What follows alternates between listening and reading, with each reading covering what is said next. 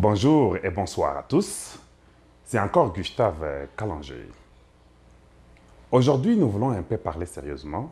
J'aimerais vraiment attirer votre attention Bolandangai Malembe Malembe Teokana pour qu'on s'entende sur ce qui se passe et qu'on voie comment nous pouvons résoudre les situations qui sont en train de détruire Mboka na biso présentement.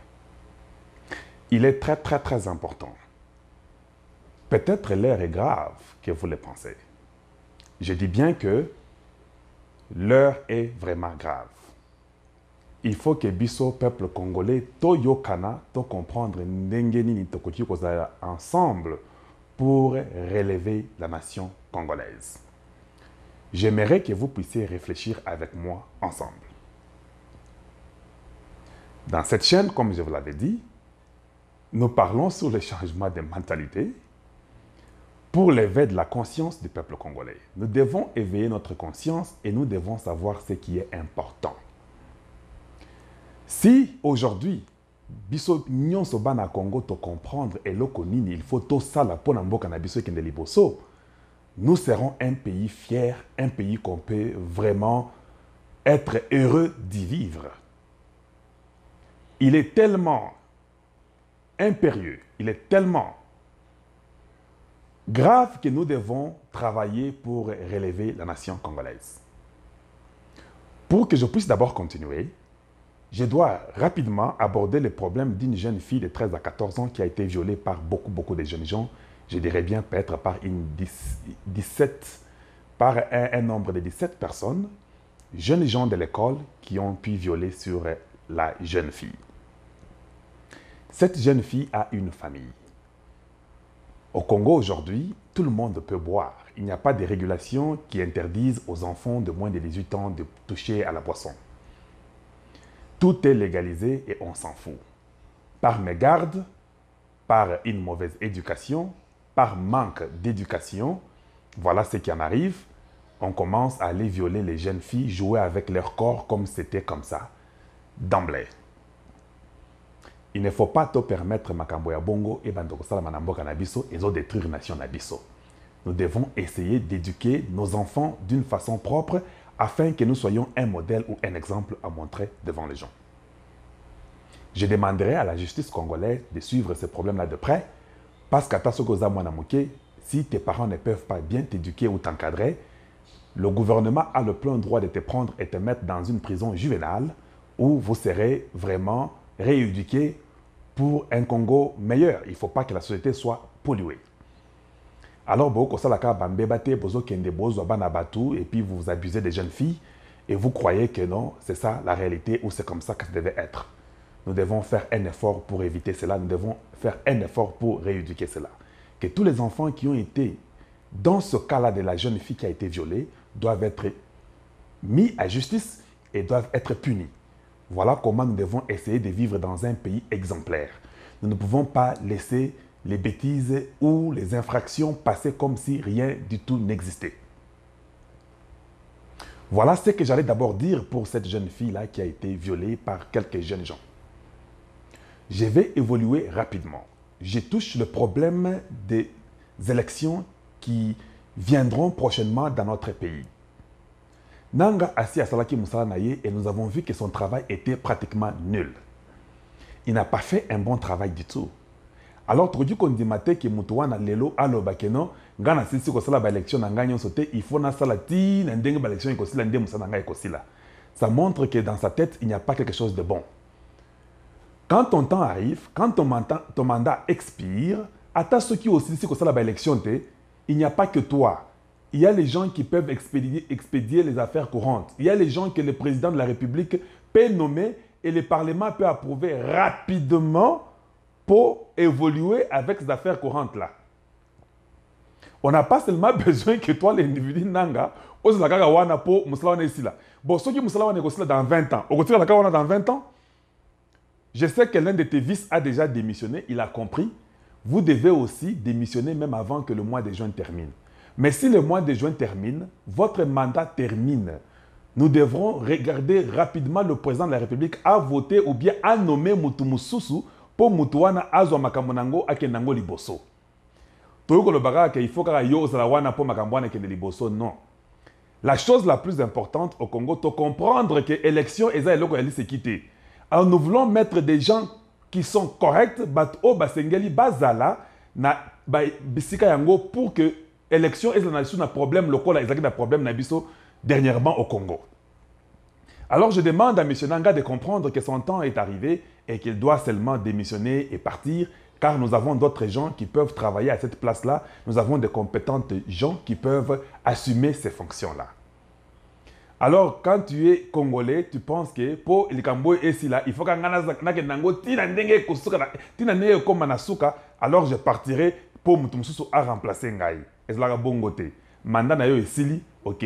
À moins que le Parlement et le président de la République décident de te reconduire pour cela Makambouane ici là. Or, nous savons combien tu as travaillé. Nous savons que beaucoup de problèmes au Congo aujourd'hui sont arrivés à cause de toi. On ne pourra plus jamais te choisir. Quand juin termine, tu t'en vas, tu déposes ta lettre de démission. Voilà comment un homme doit assumer ses responsabilités. Je n'ai pas fini, j'ai fait ce que je pouvais, mon mandat est terminé. Voulez-vous prolonger mon mandat ou voulez-vous que je puisse partir? Non, nous ne voudrions jamais prolonger les mandats d'un certain Nanga, car ce qu'il a fait, c'était un travail très mal fait. Nous sommes partis d'année en année en train de prolonger pour les élections. Ça n'a jamais été fait comme ça a été prévu. Les élections sont arrivées 2 ans plus tard que ça a été prévu. Comment on peut encore te garder? Nous avons forcé la main pour que tu arrives seulement au bout et que nous ayons même le président. Aujourd'hui, nous avons compris qu'on n'a pas seulement besoin d'un président de la République, mais nous avons aussi besoin des députés, des sénateurs, des gouverneurs. Il y a beaucoup d'autres choses. Tu aurais dû commettre ce erreur wana dans les prochaines élections. Parce que comme on a les attelles. Voilà en quoi je suis en train de demander à mon peuple de se relever et comprendre une chose. Tozana Batumoko Baza tellement intègre et correct et sincère qui sont parmi nous, qui ont été à la conférence nationale souveraine, qui ont travaillé et qui ont montré qu'ils peuvent faire un travail de titan, un travail correct sans parti pris. Je parlerai d'un certain Paul Sapou qui est présentement en Europe. Pour ceux qui le connaissent, il a été impliqué dans le droit de l'homme. Il s'est battu du côté du peuple congolais pour plus de décennies. Je dirais même 2 à 2,5, presque 3 décennies, en se battant toujours pour le droit de l'homme, pour un Congo meilleur. Voilà des gens pour qui moi je peux demander à mon peuple d'appuyer pour prendre la direction de la CENI. Nous voulons les gens qui nous ont montré que leur vie était une vie intègre, une vie qui était correcte, les gens honnêtes et sincères, qui ont travaillé dans la droiture, qui se sont battus pour le Congo.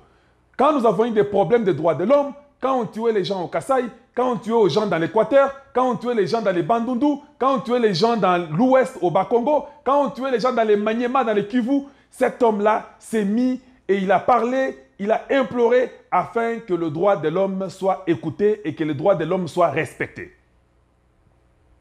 Cet homme-là s'est même battu pour la famille Tchebeya qui a fait tout pour que cette femme-là de Tchebeya soit retranchée comme elle est au Canada aujourd'hui dans le cadre d'asile politique.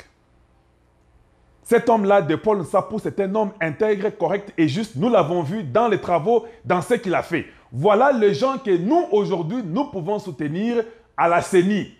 Nous voulons que prochainement, les gens qui vont réussir soient exactement les gens qui sont votés par le peuple. Nous ne voulons plus jamais tomber dans les mêmes erreurs. Nous demanderons au peuple s'il faut se soulever et imposer qu'on mette les gens intègres pour diriger notre nation. Nous n'allons pas accepter que les gens viennent d'une certaine forêt ou d'une certaine brousse venir seulement comme ça dire que non, yenda kosala mutunabiso na seni. Wanto kondimangol soute, tolingi to mona CV na yo, to mona curriculum na yo, to mona résumé na yo, makamboni no salaka, qu'est-ce que tu as fait, qu'est-ce que tu as préparé, qu'est-ce que tu as fait pour le Congo, ou quelle expertise tu as sur les élections pour que nous puissions te choisir. Nous n'allons pas seulement venir comme ça, te choisir comme Mutumoro Boye, que non, yonde kosala na seni wana, avec tout ce que nous avons couru, tout ce que nous avons connu comme problème, nous allons vraiment être sûrs et être d'accord que la personne qui est placée est la vraie personne pour qu'il n'y ait pas de problème. Je sais qu'il peut toujours avoir des petits problèmes par-ci, par-là, mais nous ne pouvons pas avoir des problèmes majeurs.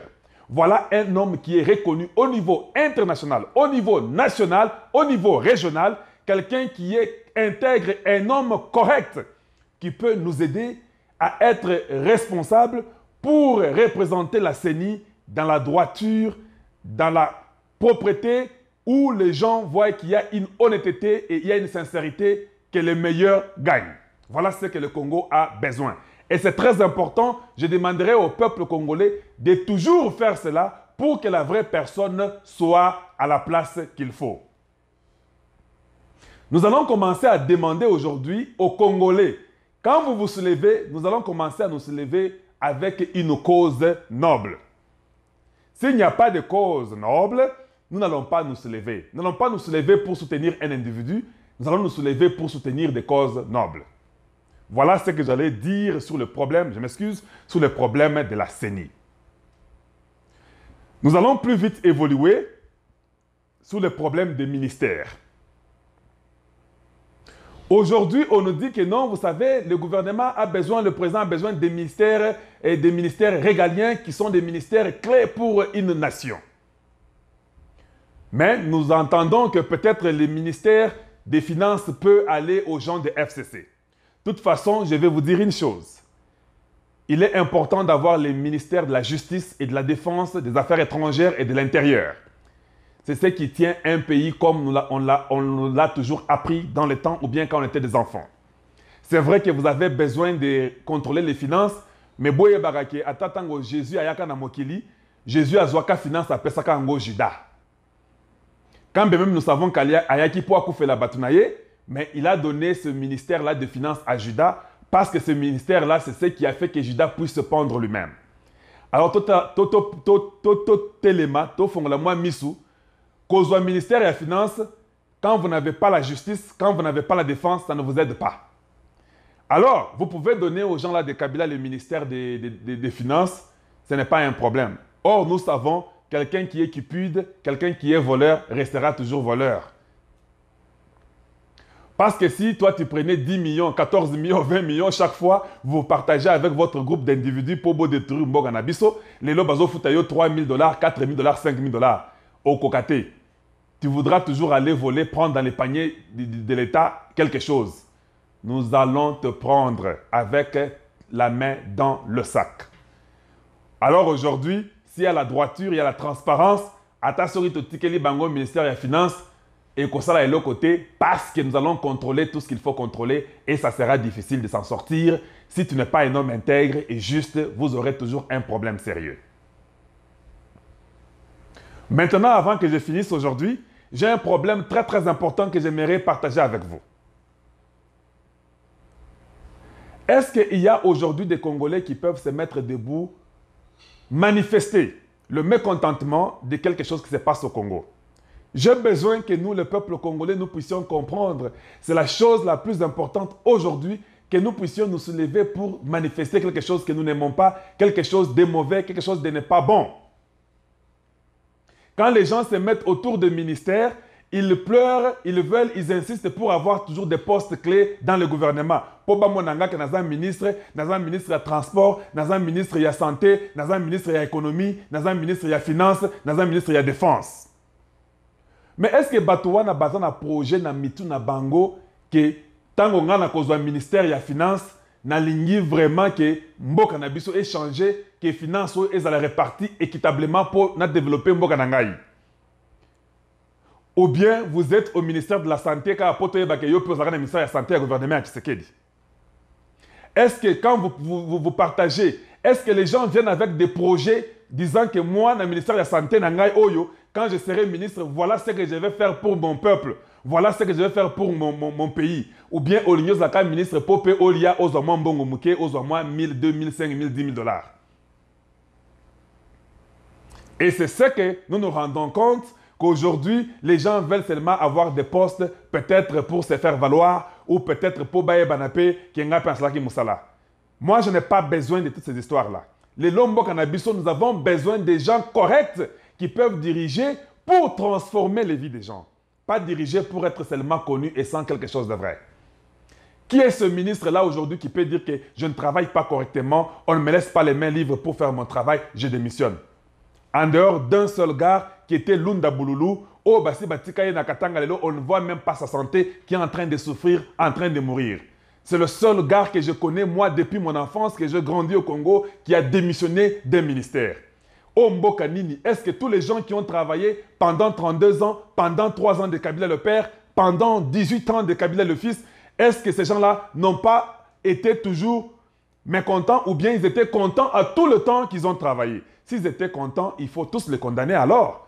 Mais s'ils étaient mécontents, pourquoi ils n'ont pas démissionné? Pourquoi ils n'ont pas dit que, cher président, moi je n'ai pas aimé telle chose, je n'ai pas aimé telle chose, je pense que le pays doit aller comme ça. Si ça ne va pas ainsi, moi je démissionnerai ou je démissionne. Où sont les intellectuels congolais aujourd'hui?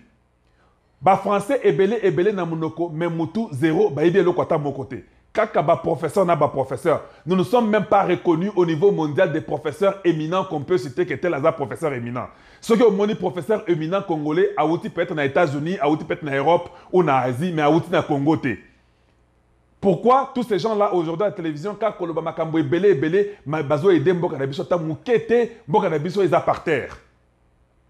Des professeurs qui ont été à côté de Kabila, Kabila qui n'a même pas étudié, mais eux qui avaient étudié, zéro, ils n'ont pas aidé le Congo à se développer ou à se transformer. Mbokanabiso est béba tellement que nous nous plaignons et nous nous demandons vraiment si on avait des professeurs qui ont été dans ce pays-là. Vous savez combien de pourcentage d'analphabètes nous avons au Congo? 80% d'analphabètes sont au Congo aujourd'hui. Si vous ne le saviez pas, je vous informe. Or, le Congo a presque 80 millions d'habitants. Imaginez-vous, si 80 millions, et sur 80 millions, nous avons 80% d'analphabètes. Donc 20 millions, Wana, qui est les 20%, ce sont peut-être les gens qui ont étudié. Et dans les 20% des gens qui ont étudié au Congo, nous enlevons certainement, selon moi, avec la façon que j'ai évolué aux États-Unis, j'enlèverai 10% des gens qui ont étudié et qui ont réussi avec tricherie et qui n'ont pas montré cela, qui n'ont pas donné des preuves de réussite. Je dois couper 10% sur les 20% des intellectuels qui restent au Congo. Il n'y a que 10% d'intellectuels au Congo aujourd'hui que je peux dire qui ont été à l'école et qui ont étudié. 10 autres pourcents, tricherie, mensonge, corruption, ça n'a pas été correct. Est-ce que beaucoup comprendre que dans Mboka Mobimba, il y a peut-être que 10 millions aujourd'hui qu'on peut dire qui ont étudié, qui étaient intellectuels. Or, dans les 10% qui est resté, où on peut dire peut-être, je ne sais pas quoi, les 10% qui est resté au Congo, qui peut se dire intellectuel, nous avons les gens qui ont déjà vieilli, qui se sont déjà retraités. Ces gens-là ne travaillent plus. Or, les 10% d'intellectuels aujourd'hui, il y a aussi un grand nombre qui a quitté le Congo parce qu'il a pensé que non, au Congo, il n'y a pas le travail. Ils sont partis en Zambie, en Afrique du Sud, au Kenya, au Zimbabwe, au Botswana, en Europe, en France, en Amérique et en Asie pour aller se trouver un petit travail ou bien au Maroc ou au Sénégal, quelque part d'autre. Dans les 10% qui est resté au Congo aujourd'hui, il y a peut-être que 5% d'intellectuels qui sont au Congo aujourd'hui. Et les 5% d'intellectuels au Congo qui sont là aujourd'hui, vous savez qu'il y a la malnutrition. Et j'en parlerai dans quelques instants ici. Or, dans ces intellectuels-là qui sont restés au Congo, à cause de la malnutrition, les cellules du cerveau ne travaillent pas proprement. Ce qui fait que votre cerveau n'est pas nourri comme il le faut correctement. Or, si votre cerveau n'est pas nourri correctement, il ne va pas vraiment grandir comme il le faut. Dans les 5% qui restent au Congo, à cause de la malnutrition, les cerveaux n'évoluent pas bien. Ce qui fait qu'il y a peut-être 1 ou 2% d'intellectuels au Congo qui peuvent réfléchir correctement. Voilà dans quel danger le Congo est en train de courir aujourd'hui. Je suis très sérieux et très fâché de vous dire ce que je vous dis. Je ne viens pas dire ça seulement pour vous démontrer. C'est ce que je suis en train de déplorer pour mon peuple. De voir qu'il n'y a que peut-être 2-3% d'intellectuels. Voilà pourquoi Kabila, quand il a des intellectuels autour de lui, ces gens-là ne peuvent rien lui dire de bon. Leur quotient intellectuel est moins de 16% ou bien est moins de 16%. Ils ne réfléchissent pas correctement. Ils sont en dessous de la moyenne. Ils sont en dessous des zéros à cause de la malnutrition, à cause de la corruption, à cause de tout ce qu'il y a comme vol et mauvaises choses au Congo.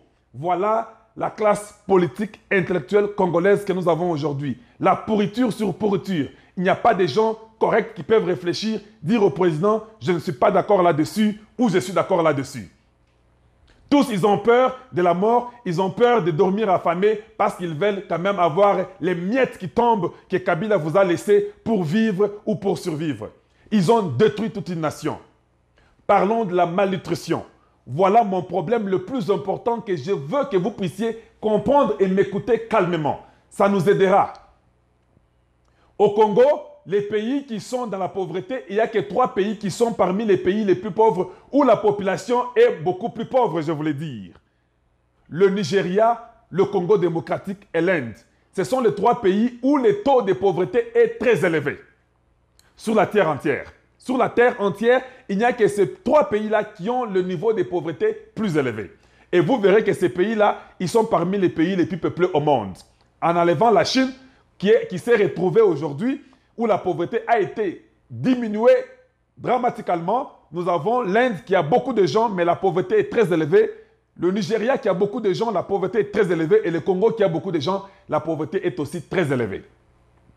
Or, au Congo, il n'est que le seul pays où chaque année, la pauvreté augmente de 1,5 million. Je m'excuse. Chaque année, il y a 1,5 million de gens pauvres qui s'augmentent sur la population congolaise. Or, la population congolaise, il y a 70% de la pauvreté. Le peuple est pauvre à 70% au Congo. Imaginez-vous le reste. Comment la pauvreté n'est pas une bonne chose? La pauvreté est comme une bombe à retardement. Eza eloko moko ya mabe to kondima na mboka na biso te ke pauvreté ezala. Parce que quand vous êtes pauvre, ça devient très sérieux même pour étudier, pour avoir une classe intellectuelle dans les années qui suivent. J'ai suivi une émission française où on parlait sur la pauvreté du Congo. J'ai pleuré, mes larmes ont coulé. J'ai pleuré parce qu'il y a 70% de la population congolaise qui est pauvre, qui est mal nourrie. Aujourd'hui, c'est comme le sida. Le HIV peut être traité aujourd'hui pour maintenir à un niveau donné. Mais quand vous arrivez au niveau de sida, ou vous arrivez au niveau de AIDS, ça devient très dangereux. Le système immunitaire est déjà détruit. Il est difficile qu'on puisse vous récupérer. Or, aujourd'hui, la pauvreté au Congo est à 70%. Le peuple congolais est tellement pauvre qu'ils ne savent plus réfléchir. Or, quand il y a la malnutrition, quand nous arrivons au niveau d'être kwashiorkor, cela veut dire que vous avez déjà dépassé le niveau qu'il faut être pauvre. La pauvreté a atteint son comble. Il y a plus de 4-5 régions au Congo où la pauvreté est atteinte a atteint un niveau beaucoup plus élevé. Or, quand vous êtes pauvre, quand vous êtes mal nourri, quand vous n'avez pas la nourriture, votre cerveau ne peut pas fonctionner normalement. Tout le monde aujourd'hui est en train de se baser dans les ministères régaliens et consorts.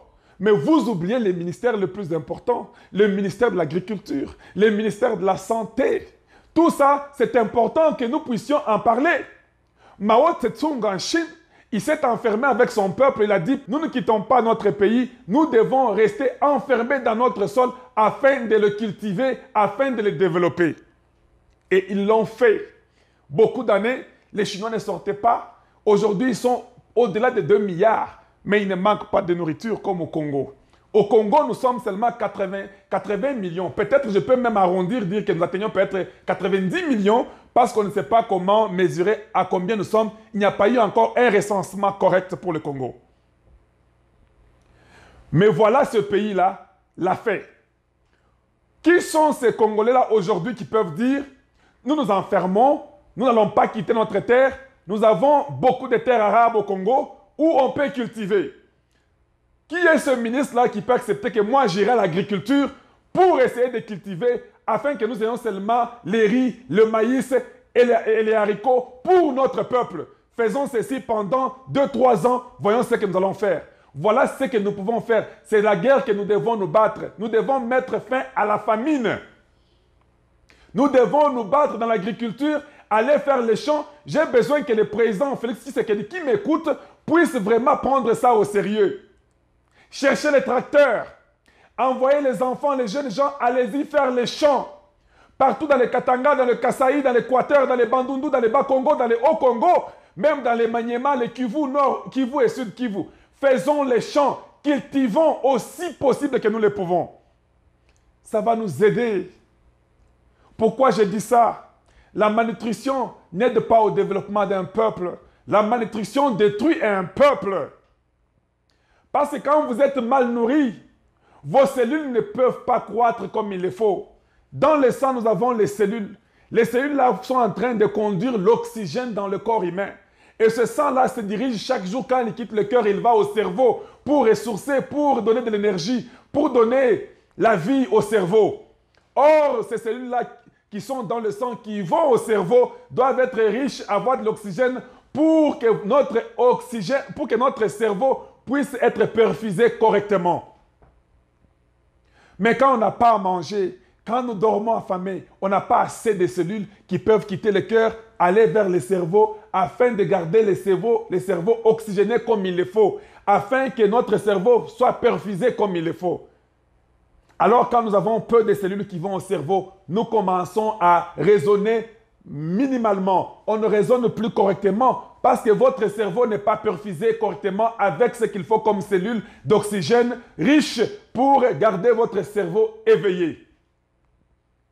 Voilà pourquoi au Congo aujourd'hui, il y a presque 40% des jeunes gens qui ne parviennent pas à finir les humanités. Ils ne comprennent pas. Quand on parle de mathématiques, pour eux, c'est comme de la chimie, c'est comme de la science incroyable. Aujourd'hui, on ne peut même pas parler de physique quantum au Congo. Parce que quand vous parlez de quantum, de physique au Congo, c'est à un niveau qui dépasse la compréhension humaine. Les jeunes gens ne peuvent même pas comprendre ça. Parce que votre cerveau, son niveau de fonctionnement a tellement diminué. Voilà la guerre qui a envahi le Congo aujourd'hui.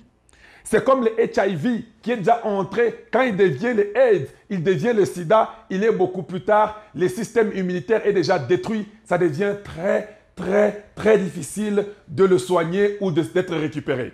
Or, quand vous avez le HIV, vous avez le virus, nous, dans le domaine médical, nous essayons de vous garder à un niveau pour que vos cellules ne tombent pas, que le système immunitaire ne vous envahisse pas. On garde toujours votre système immunitaire à un niveau donné afin de ne pas tomber dans le sida. Vous garderez peut-être le virus seulement. Or, au Congo aujourd'hui, c'est grave. Au Congo aujourd'hui, nous sommes dépourvus de tout. Il y a une malnutrition qui fait que nos cellules, nos sangs, ça ne peut pas avoir l'oxygène correct pour aider notre cerveau afin que le cerveau fonctionne normalement. 70% de pauvreté. Tout le monde au Congo a presque faim. Tout le monde demande des petites histoires, de l'argent pour vivre même par $1. Or, nous savons, si le gouvernement pouvait seulement prendre $1 pour aider la nation congolaise, les $1 là pouvaient nous aider. Si le gouvernement pouvait seulement donner $1 à investir sur un individu ou chaque personne au Congo, $1 seulement.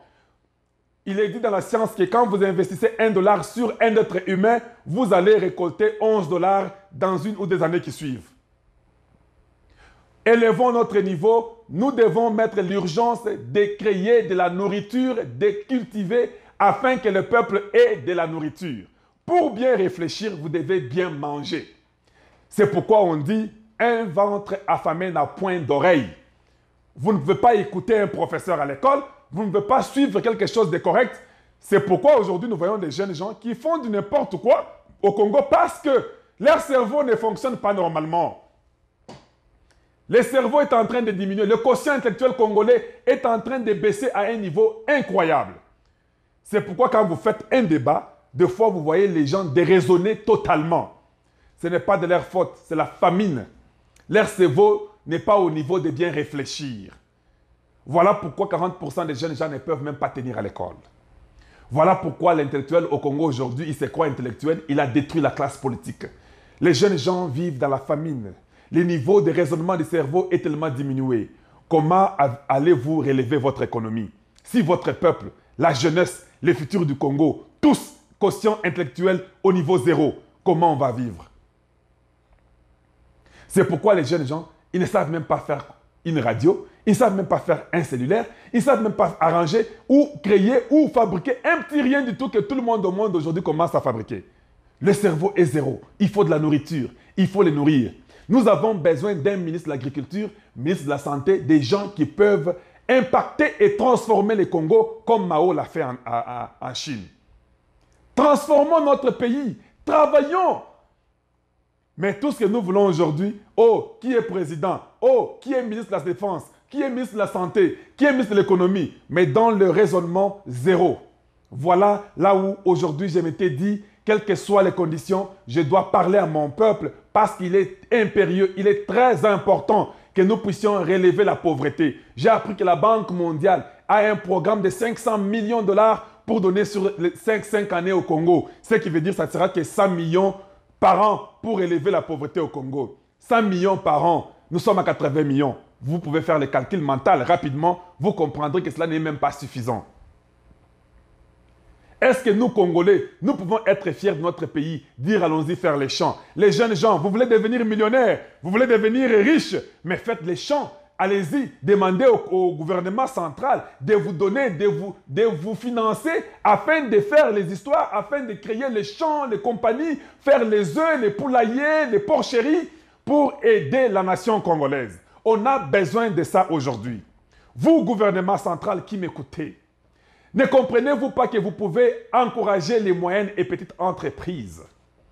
Encourager les jeunes gens à avoir des petites compagnies. Dites aux jeunes gens, si vous faites une compagnie, vous engagez 50 personnes, voilà ce que le gouvernement fera pour vous.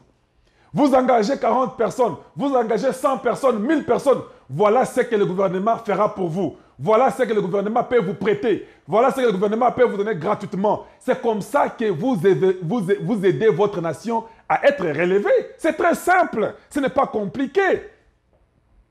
Mais le gouvernement central veut tout faire de soi-même. Mais il faut décentraliser afin que tout le monde ait le travail. Si la population congolaise a le travail, si les gens peuvent être payés 500 $ le minimum, ça peut aider. Ça peut aider que la malnutrition puisse être rééduquée au Congo. La malnutrition, elle est la mauvaise chose qu'il faut se battre à tout prix possible. Nous avons vu en Éthiopie, ils avaient la malnutrition. Aujourd'hui, en Éthiopie, on ne parle plus de la malnutrition. Cette histoire-là est partie. Alors le Congo, vous voulez qu'un jour, que nous ayons les enfants kwashiorkor partout pour que vous puissiez comprendre qu'il est peut-être tard? Voilà la bombe à retardement. J'espère que vous m'avez compris. Je suis très fâché, je ne suis pas content de la façon que les choses se font dans notre pays. Vous, le peuple, quand vous allez marcher, marchez pour dire que nous voulons qu'il y ait ceci. Nous voulons qu'il y ait la santé pour tout Congolais. Nous voulons qu'il y ait de la nourriture pour tout Congolais. Ne marchez pas pour aller soutenir un individu qui a fait 18 ans au pouvoir ou quelques ministres ou quelques députés qui vous donnent des miettes et qui veulent rentrer au pouvoir juste pour vous détruire. Aujourd'hui, pour vivre, il faut être député. Aujourd'hui, pour vivre, il faut être sénateur. Aujourd'hui, pour vivre, il faut être ministre. Aujourd'hui, pour vivre, il faut être conseiller. Est-ce que vous n'avez pas d'idée à élargir et à créer, à transformer votre société parce que le peuple congolais est arrivé au niveau le plus bas? Voilà ce que j'allais vous dire. Mettons-nous ensemble comme un peuple uni.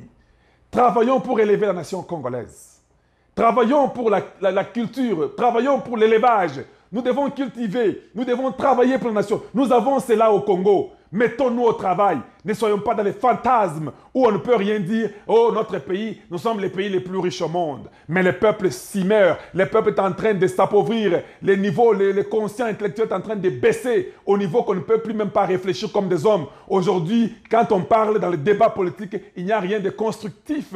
Il n'y a que les histoires, il n'y a que de la foutaise, certainement.